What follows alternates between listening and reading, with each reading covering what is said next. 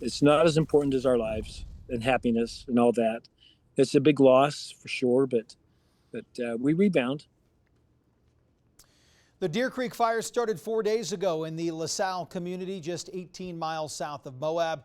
That was Bryan Ballard, who you just heard from there. He owns the Wolf Springs Ranch, an off-grid vacation cabin rental property, a wedding venue in the foothills near Old LaSalle. He started his day completely normal until he received a call from people nearby of a fire that had just sparked in the area. He actually sent us the initial pictures and videos that we aired late last week right here on 2 News. About an hour later, he was rushing to pack a few clothes after being told to evacuate. We're off the grid. We're totally solar. Everything's just really pretty up there. It was about 3 days ago. But I think the fire, of course, is with the breeze and all, just got way out of hand and just started heading east. And I had some people give me a call and asking if everything was okay because they got word that the fire was there, and I told them they shouldn't have to worry too much because the fire is way away from their concern, and so it went very quickly from there. Probably within maybe 45 minutes of that, we got word that they were wanting to have everybody evacuate the properties up there, and so we hurried up and grabbed a handful of things that we could find and to get out of there. When I got to my home, and my mind went blank, totally blank. I don't know what it is, but I went in there and I just grabbed a handful of clothes and put them in a bag, and I looked all around and saw the things that are nice and pictures and things that might mean something to you, but you just walk away from it and hope for the best. Not as important as life, and your mind does go blank. Well, a couple days later, Bryan's still with a good attitude, a good head on his shoulders after the devastation. The firefighters contacted Bryan actually 2 days later on Saturday morning. They asked him if they could join him and join them at his property to set up what they were calling a safe zone, so where crews could stage and have a safety point if conditions worsened. And he took me up to the property and wanted to show me where they planned on putting what they did is they created a safe zone, what they call a safe zone, and it's kind of like maybe an acre of land they clear, so in case something happens, they have a place to resort to. And I was up there, and I went up there, actually fed my animals and did a couple of things like that. And to our north, probably about a mile, maybe a little more than a mile, is what we call a dark timber area, which is very thick pines, ponderosas, big timber, and was not much of a concern. And there was some fighting going up there with the aircraft, but it was up there a ways. But within a few minutes of being up there, we could see that it started to flare quite heavily. So some of the firemen that were near my place there, we started just to kind of watch it, and see how that was playing out. It became enormous in just probably a 10-minute period. So big of a fire that we could feel the heat. Well, we'll show you more of this video here in just a few minutes. Ballard says at least 2 of his cabins are gone, potentially more. He plans to get up there maybe tonight or tomorrow to try and survey his property. He told me they were occupied just a day or 2 prior by guests, people that love coming back to the ranch year in and year out to get a little slice of what they have to offer there off the beaten path. He says his neighbors who live there full time lost everything. The noise was unbelievable, but it started to develop into what looked like a tornado. And it just started getting out of hand. You've seen the videos of that. We were taking pictures of it.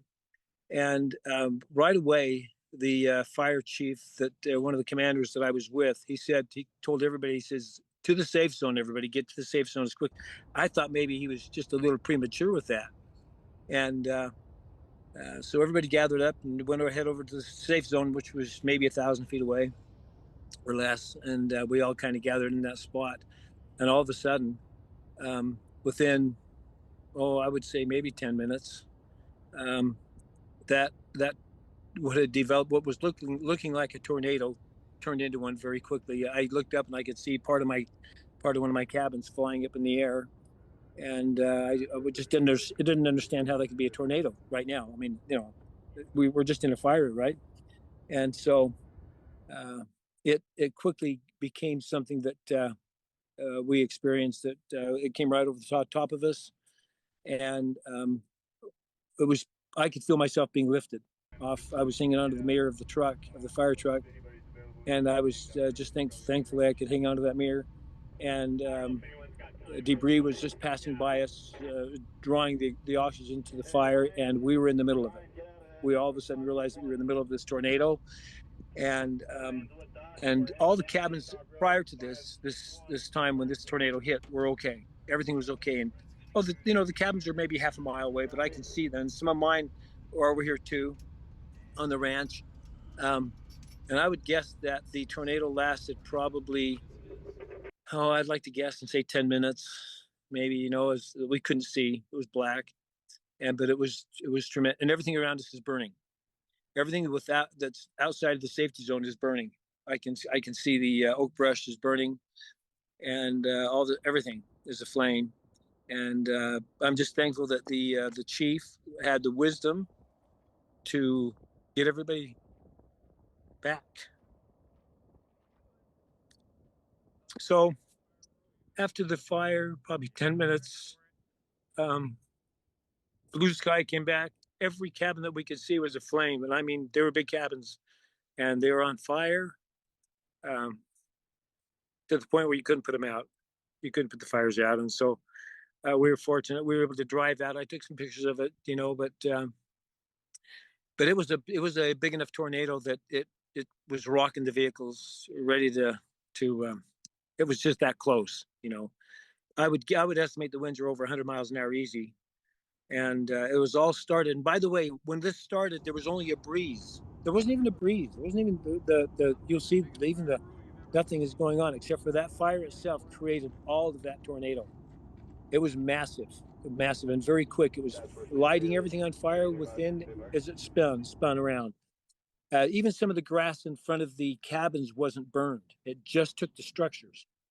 And one of the connexes that we had actually put in front of one of the cabins up there, we put a nice connex that she had ordered. It lifted it up and threw it 1,100 feet, and they're pretty heavy. These connexes are several ton, and so it was quite the experience. We were glad to get out of there, and that's pretty much what happened. Everything burned. How many cabins did you lose, Bryan? I lost two right away, and I'm not sure that I'm not sure about how many I've lost down in my canyon. I've got 3 or 4 down there, and I know that some of them were burned. I know the roof was tore off one of them. I lost a big piece of equipment that was there. It got burned up. But some of the people that actually lived there, they lost more because they lived there.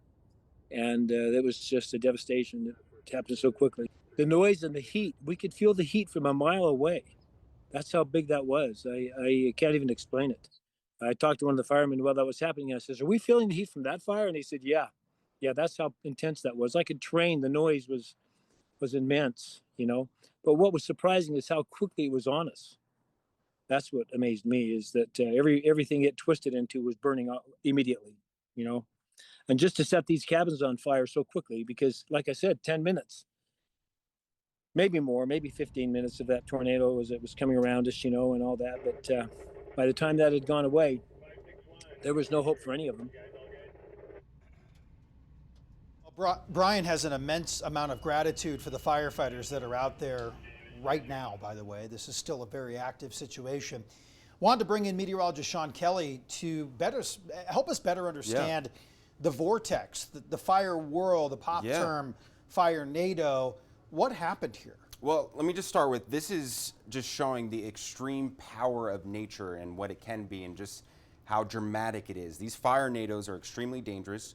They're hard to predict, and again, it's very, very difficult to fight these wildfires and these fire NATOs. Now, a fire NATO and a tornado, though it is the same process, they don't start by the same thing. For a tornado, a true tornado, you need a thunderstorm, a supercell. But for this fire NATO, what we have here is intense heat. Intense heat. So with intense heat from the wildfires, that creates rising air. That rising air vertically must come down. So now you have rising air and then dropping air, this vertical column. Now you have winds outside of the fire NATO that are pushing it horizontally. That creates that little vertical movement of the air to tilt, and now you have horizontal spinning within the atmosphere here. So intense heat causes these fire NATOs, and they are absolutely devastating and very unique and extremely destructive. Thank you, Sean. Something I had heard from some of the firefighters that were out there, one of them who was physically in it, saying it was so intense, and some of the crews out there saying it's the most intense fire whirl activity they had seen in decades. Yeah. Thank you for the explaining. He was mentioning these fire NATOs can get as strong as 100-mile-per-hour winds, so extremely destructive. And it was destructive. We will see how destructive after they're able to get a better sort of feel for that fire right now. Still very active. Sean, thank you. Coming up on Arc Salt Lake,